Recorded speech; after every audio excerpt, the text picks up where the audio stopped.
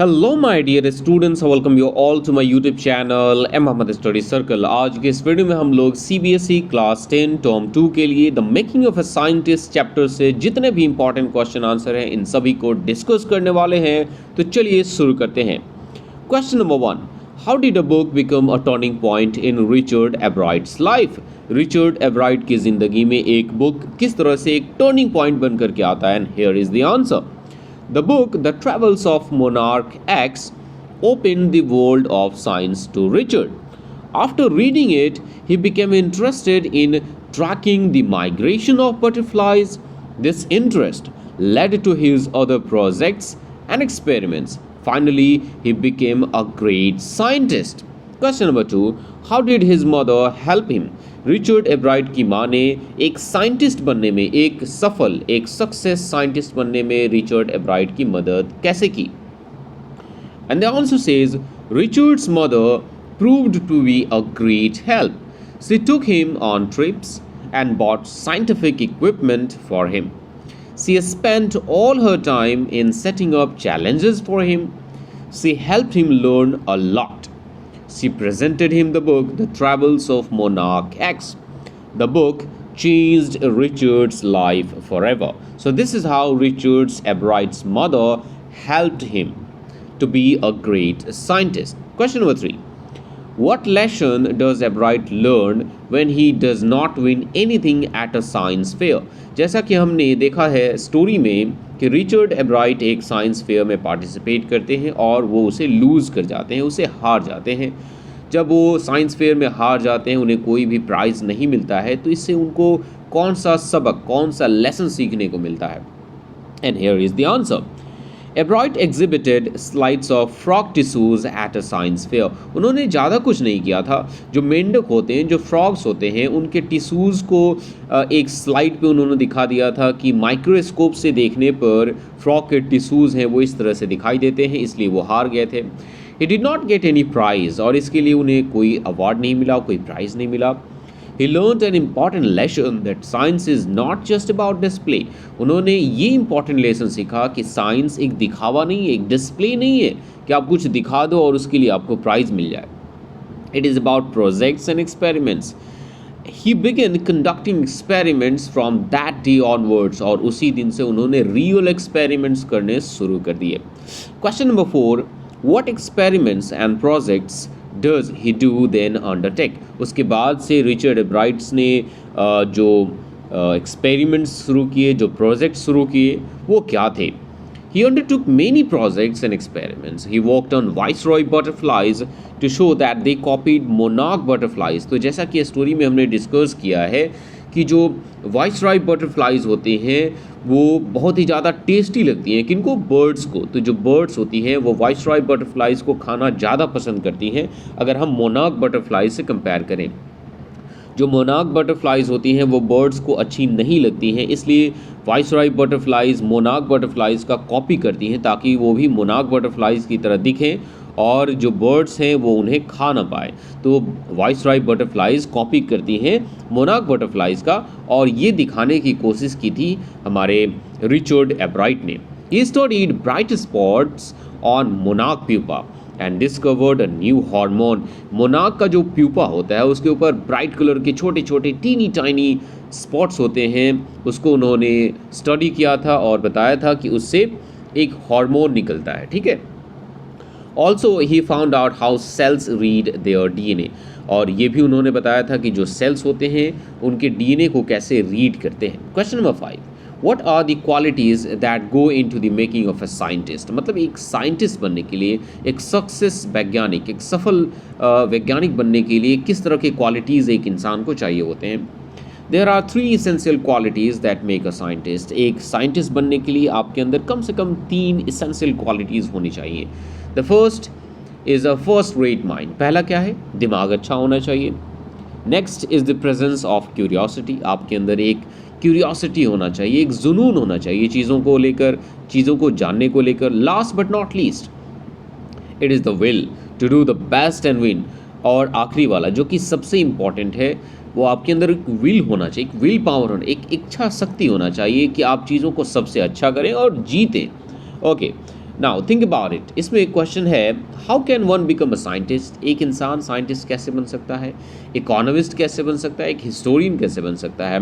Does it simply involve reading many books on the subject? क्या आप किसी भी सब्जेक्ट के ऊपर बहुत सारे अगर किताब पढ़ लेते हैं तो क्या आप साइंटिस्ट बन जाएंगे, क्या आप इकोनॉमिस्ट बन जाएंगे, क्या आप हिस्टोरियन बन जाएंगे? कैसा होता है?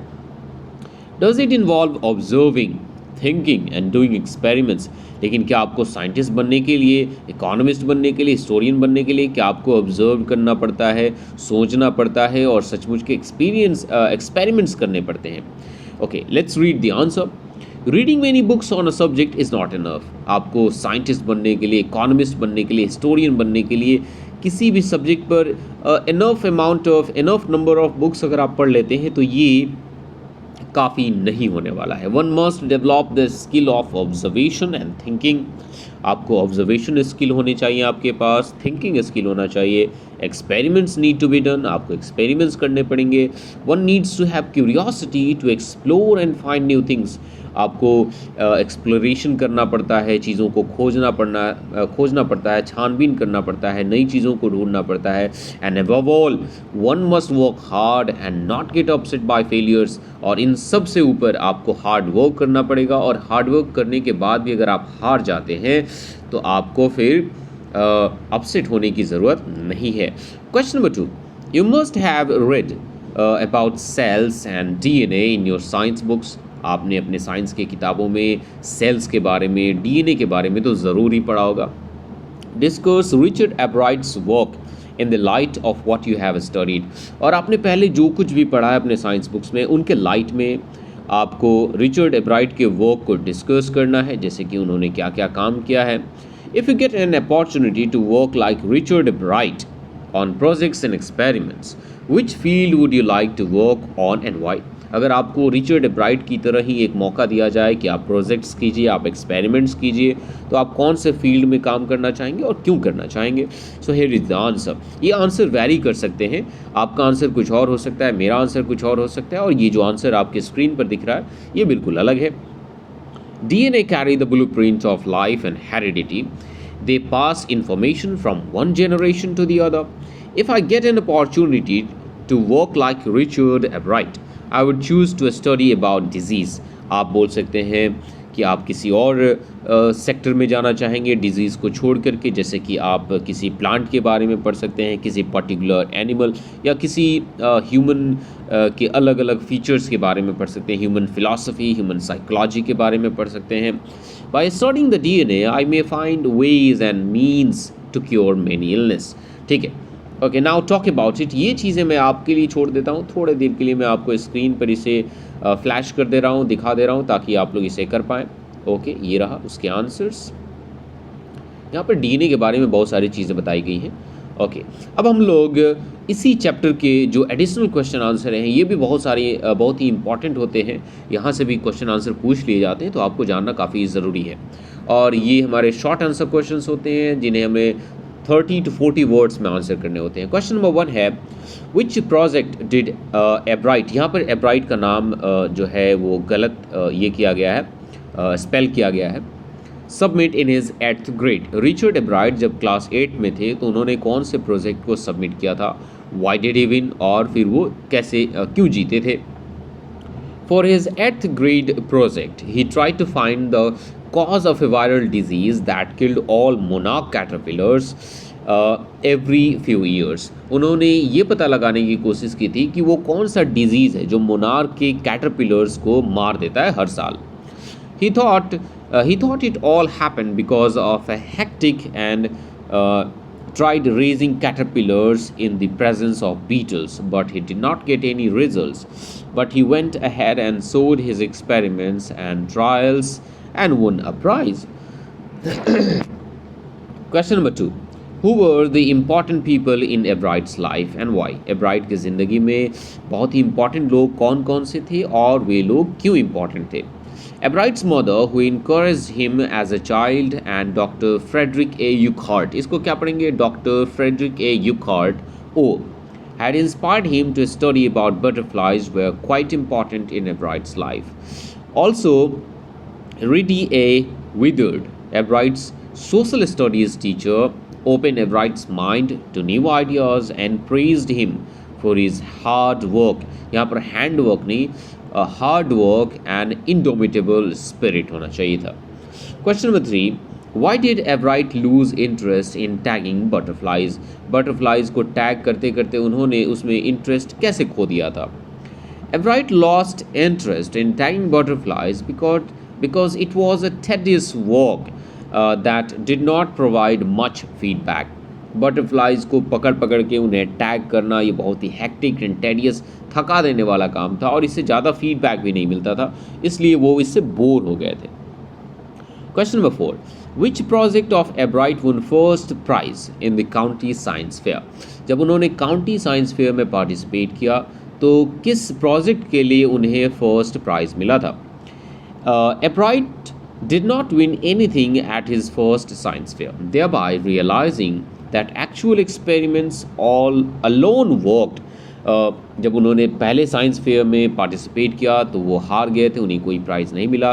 तब से उन्हें ये रियलाइज़ हुआ, ये समझ में आ गया कि उन्हें एक्चुअल एक्सपेरिमेंट्स करने होंगे किसी भी कंपटीशन को जीतने के लिए. Later he started winning prizes, और जब उन्होंने एक्चुअल एक्सपेरिमेंट्स करने शुरू कर दिए तो उन्होंने प्राइजेज़ जीतने भी शुरू कर दिए. Everett with his scientist friend first built a device that showed that the tiny gold spots on a monarch pupa were producing a hormone necessary for the butterfly's full development. This project won them first prize in the county science fair and third prize in geology in the international science fair. Question number 5. What all hobbies did Everett develop in kindergarten?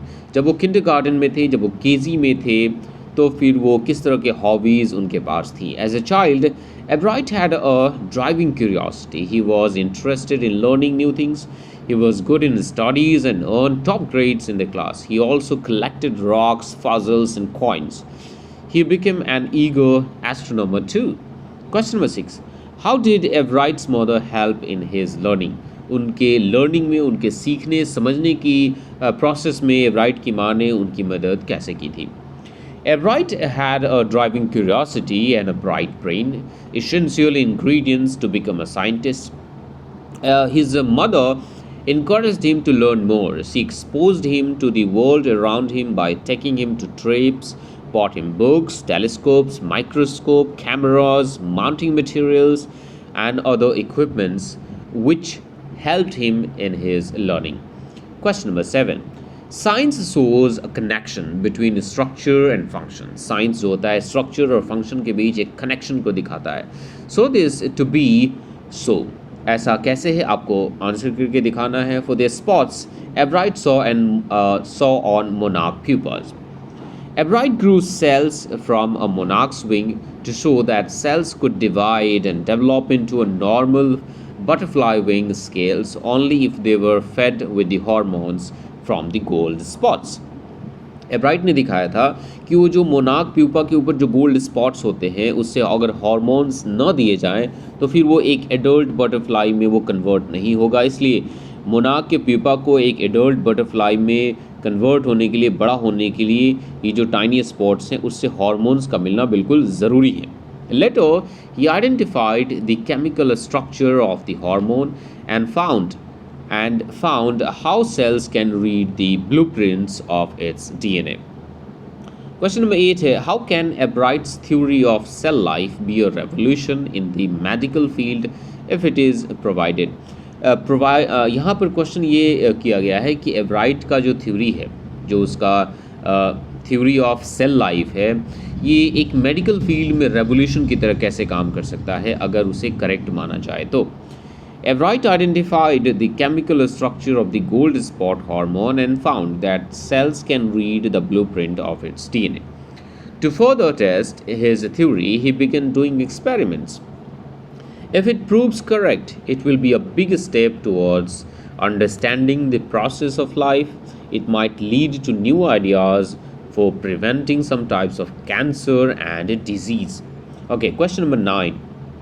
What are the essential qualities for becoming a scientist according to Everett's teacher? एब्राइट के teacher के हिसाब से एक वैज्ञानिक बनने के लिए, एक साइंटिस्ट बनने के लिए क्या क्या चीज़ें चाहिए। तो इस क्वेश्चन को ऑलरेडी हमने क्या कर लिया है, डिस्कस कर लिया है। जैसे कि साइंटिस्ट बनने के लिए हमें शार्प ब्रेन चाहिए, हमें ऑब्जर्वेंट होना पड़ेगा, हमारे अंदर ड्राइविंग क्यूरियोसिटी होना चाहिए, and the keen interest in the subject and strong will for the right cause are some of the essential qualities for the making of a scientist. He should not run after prizes. अगर कोई इंसान scientist बनना चाहता है तो उसको इनामों के पीछे भागने की ज़रूरत नहीं है। And have a competitive spirit but not in bad sense. और हमारे अंदर एक कॉम्पिटिटिव स्पिरिट होना चाहिए, बट बुरे सेंस में नहीं। किसी को हरा कर आगे बढ़ने की कोशिश नहीं करना चाहिए, किसी को दबा करके आगे बढ़ने की कोशिश नहीं करना चाहिए। Question number 10, what results are expected if Richard Ebright's theory is proved correct. अगर रिचर्ड एब्राइट की थ्योरी सही साबित हो जाए तो किस तरह के रिजल्ट्स को हम लोग एक्सपेक्ट कर सकते हैं। If Richard Ebright's theory proves to be correct, it will be a big step towards understanding the processes of life. It might lead to new ideas for preventing some types of cancers and other disease. Question number 11. Why did Richard Ebright start a project of tagging the butterflies? Butterflies को tag करने के project को Richard Ebright ने क्यों शुरू किया? Once, Ebright's mother bought him a book, The Travels of Monarch X. At the end of the book, the writer Dr. A. Urquhart had invited the readers to help him in the study of butterfly migration by tagging them. So he started tagging the butterflies. उनकी माँ ने उनके लिए एक किताब लाया था जिसका नाम था the travels of monarch x. और इस बुक के जो राइटर थे डॉक्टर ए यूकहार्ट, उन्होंने बुक के एंड में जो उसके रीडर्स हैं उसको कहा था कि आप बटरफ्लाइज़ को टैग कीजिए ताकि बटरफ्लाइज़ किस तरह से माइग्रेट करते हैं, इनकी स्टडीज़ को कंडक्ट किया जा सके। इस तरह से उन्होंने बटरफ्लाइज़ को टैग करना शुरू कर दिया था। Question number 12, how did एब्राइट spend his time in Pennsylvania.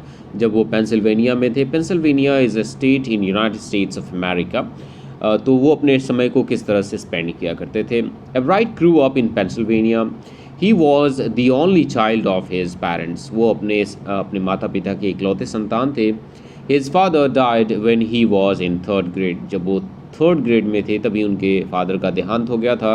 It's a very sad thing that can happen with a child. As a child, he was good in studies and also collected rocks, fossils and coins. Number 13, how did the book become a turning point in Richard Ebright's life? इस question को already हमने discuss कर लिया है। Mention any two of the Ebright's contributions to the world of science. World of science में Ebright के किसी 2 contribution के बारे में हमें mention करना है। He carried experiments to prove successfully that hormone produced by the gold spots of a pupa is responsible for the growth and formation of butterfly wings. He also discovered how a cell could read the blueprint of its DNA that controls heredity. So these 2 things are very important in the world of scientists, that we can call that these are the 2 important contribution from Richard Ebright in the world of science.